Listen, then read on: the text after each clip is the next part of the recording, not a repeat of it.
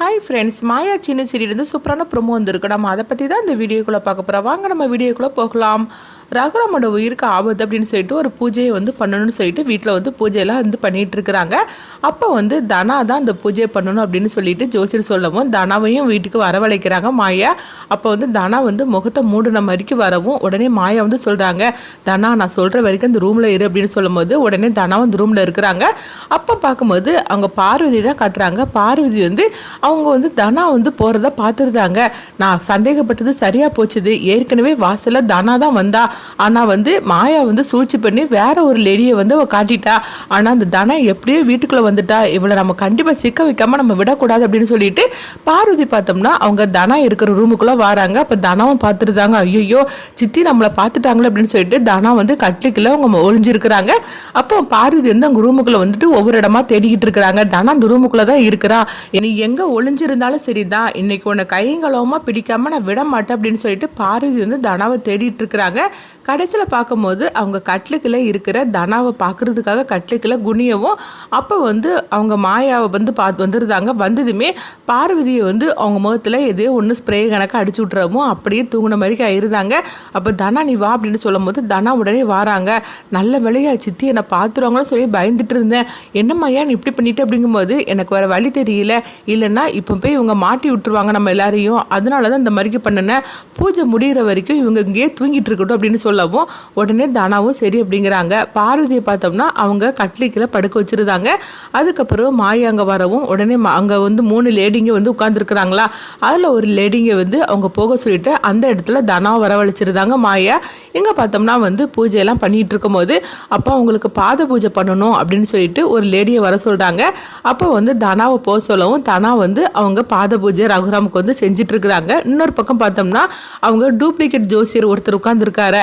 அவர் செய்யக்கூடிய இந்த இதெல்லாம் அதாவது எப்படியாவது மாயாவுக்கு தெரியப்படுத்தணும், அவர் நல்லவர் கிடையாது, ரகுராம் ஐயாவோட கதையை முடிக்கிறதுக்காக வந்திருக்காரு அப்படிங்கிற விஷயத்த எப்படியாவது மாயா கிட்ட சொல்லணும் அப்படின்னு உண்மையான ஜோசியர் உட்காந்துருக்காங்களா. அவங்க மாயாவை பார்த்துட்டு கண்ணை காட்டுறாங்க. அப்போ மாயாவுக்கு ஃபர்ஸ்ட் ஒன்றுமே புரியல, என்னது இவர் சொல்றாரு ஒன்றுமே தெரிய மாட்டுக்கு அப்படின்னு சொல்லிட்டு மாயா பார்த்துட்டு இருக்கவும் அப்போ திரும்ப அந்த ஒயர் இருக்குல்ல, அந்த ஒயரை பார்த்து அவர் இப்படி கண்ணை காட்டவும் மாயாவுக்கு ஓரளவுக்கு புரிஞ்சிருது. ஓஹோ இவர் உட்காந்துருக்கவர் டூப்ளிகேட் ஜோசியர், அதனால தான் நம்ம ஜோசியர் இந்த மாதிரி கண்ணை காட்டுறாரு அப்படின்னு சொல்லிட்டு மாயா புரிஞ்சுக்கிட்டுதாங்க. அது மட்டும் இல்லாமல் நம்ம ரகுராம் பெரியப்பாவோட கதையை முடிக்கிறதுக்காக இந்த மாதிரிக்கெல்லாம் கரண்ட் ஷாக் கொடுக்கறதுக்காக ஏற்பாடு பண்ணியிருக்கிறாரா, இவர் நான் இப்போ என்ன பண்ணுறேன் பார் அப்படின்னு சொல்லிட்டு மாயா பார்த்தோம்னா அந்த ஒயரை அப்படியே டூப்ளிகேட் ஜோசியர் இருக்காருல்ல அவர் பக்கமாக தள்ளி விட்டுருந்தாங்க. இது தெரியாமல் அவரும் அந்த ஒயர் மேலே கையை வைக்கவும் ஐயோன்னு சொல்லிட்டு கீழே விழுந்துருந்தாரு. என்னாச்சுன்னு சொல்லிட்டு எல்லாருமே பதட்டத்தோடு ஓடி வரமோ அவர் கீழே விழுந்து தூங்கின மாதிரிக்கு இருக்கவும் உடனே மாயா சொல்றாங்க, இது என்னது யார் இந்த மாதிரிக்கு ஒயரை கீழே போட்டு வச்சுட்டு சுவிட்சை ஆன் பண்ணி வச்சிருக்காரு அப்படின்னு சொல்லிட்டு அவங்க ஆஃப் பண்ணிட்டு அந்த ஒயரை எடுக்கிறாங்க.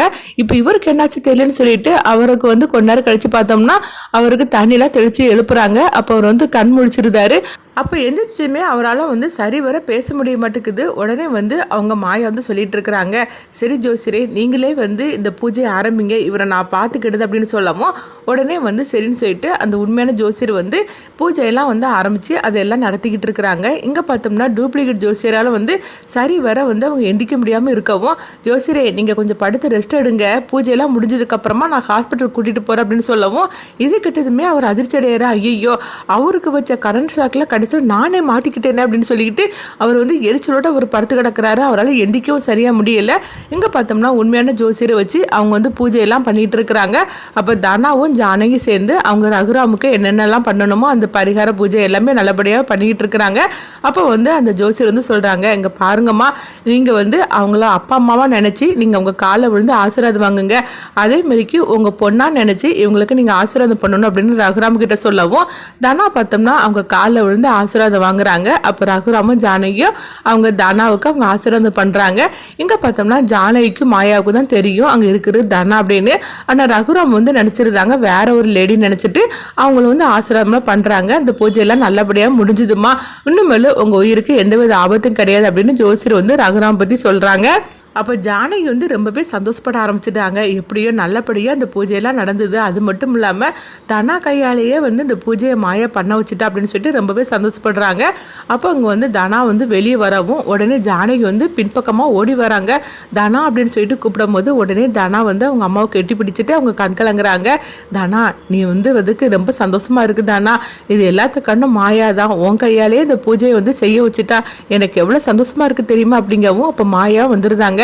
பெரியம்மா நீங்கள் எதுக்கு பெரியம்மா கவலைப்படுறீங்க அப்படிங்கும்போது, இல்லைடா நீ மட்டும் இல்லைன்னா அந்த பூஜை நல்ல மாதிரிக்கா நடந்திருக்காது, இது எல்லாத்துக்கான நீதான் மாயா அப்படின்னு சொல்லிட்டு இருக்கும்போது பார்வதி கண்முழிச்சிருந்தாங்க. பார்வதி கண்முழிச்சதுமே தனா அங்கே தான் இருக்கா அப்படின்னு சொல்லிட்டு ஓடி வரவும் இது வந்து மாயா கேட்டிருந்தாங்க. அப்போ வந்து மாயா சொல்கிறாங்க, இங்கே பாருதானா பார்வதி சித்தி முழிச்சிட்டாங்க போலுக்கு, அதனால நீங்கள் இருந்து கிளம்பிடு, நான் உன்னை வீட்டில் வந்து பேசிக்கிட்டது அப்படிங்கும்போது உடனே தனாவும் சரிம்மா நான் கிளம்புறேன் அப்படின்னு சொல்லிட்டு அவங்க போகிறாங்க. அடுத்ததாக பார்த்தோம்னா பார்வதி வந்து தனா இங்கே தான் இருக்கிறான்னு சொல்லிட்டு அவங்க கத்திக்கிட்டே வரவும் உடனே என்ன ஆச்சு அப்படின்னு சொல்லிக்கிட்டு எல்லாருமே கேட்டுட்டு இருக்கிறாங்க. இப்போ சிவாவும் கேட்குறாங்க, என்னடி எங்கே போயிட்டு இவ்வளோ நேரமா என்ன உளறிட்டு இருக்கிற அப்படிங்கும்போது உடனே வந்து அவங்க பார்வதி சொல்கிறாங்க, இல்லைங்க தனா அந்த ரூமில் தான் இருந்தா, அதனால வந்து அவளை கையங்குளமாக பிடிக்கிறதுக்காக நான் போனேன், ஆனால் யாரோ வந்து என் மூக்கில் வந்து ஏதோ ஸ்ப்ரே அடித்த மாதிரி இருந்தது, அப்படி நான் தூங்கிட்டேங்க, இப்போ தான் நான் கண் முழிச்சு வரேன், அங்கே பாருங்கள் இந்த 3 லேடிங்களை உட்காந்துருக்காங்களா, அதில் ஒருத்தர் வந்து தனாதா அப்படின்னு சொல்லவும் இது கெட்டதுமே உடனே வந்து எல்லாரும் அதிர்ச்சி அடைகிறாங்க. அப்போ உடனே வந்து பத்மா வந்து பார்க்குறாங்க. பார்க்கும்போது அந்த 3 லேடிங்களும் முகத்தை பார்க்கும்போது யாருமே தனா கிடையாது, வேற லேடிங்க தான் உட்காந்துருக்குறாங்க. இதை பார்த்ததுமே சிவா வந்து பார்வதியை திட்ட ஆரம்பிச்சிருந்தாங்க. ஏன் பார்வதி உனக்கு வந்து மூளை குழம்பு போச்சா என்ன, அங்கே பாரு யாருமே இங்கே தனா கிடையாது, எல்லாம் பூஜையில் நல்ல மாதிரிக்கு நடந்து முடிஞ்சு போச்சுது, இப்போ எதுக்காக இந்த மாதிரிக்கெல்லாம் நீ உளறிட்டு இருக்கிற அப்படின்னு சொல்லவும், இல்லைங்க நான் உண்மையை சொல்கிறேன், தானா நம்ம வீட்டுக்குள்ளே வந்தாங்க அப்படிங்கும்போது தானா நம்ம வீட்டுக்குள்ளே எப்படி வந்திருக்க முடியும், நம்ம எல்லாரும் இங்கே தானே இருக்கிறோம், அப்படி இருக்கும்போது எப்படி தானா வந்திருக்க முடியும், நீ தேவையில்லாமல் இந்த மாதிரிக்கு உளறிட்டு இருக்காத, எப்போ பார்த்தாலும் அக்கா தான் ஏதாவது சொல்லிட்டு இருப்பா, இன்னைக்கு என்னென்ன நீ ஆரம்பிச்சிட்டியா என்ன, ஒழுங்கு மரியாதை பேசாமல் போறியா இல்லையான்னு சொல்லிட்டு திட்டவும் இதை பார்த்துட்டு மாயா வந்து சிரிக்க ஆரம்பிச்சிருந்தாங்க. அப்போ உடனே பார்வதி வந்து சொல்கிறாங்க, அங்கே பாருங்க மாயா சிரிக்கிற அப்படிங்கும்போது மாயா பேசாமல் அமைதியாக இருக்கிறாங்க. அவன் பேசாமல் தானே இருந்துட்டு இருக்கிற, தேவையில்லாம் இந்த மாதிரிக்கு பண்ணிட்டு இருக்காது அப்படிங்கிறாங்க. அடுத்தது என்ன நடக்க போகுது சொல்லி வெயிட் பண்ணி பார்க்கலாம்.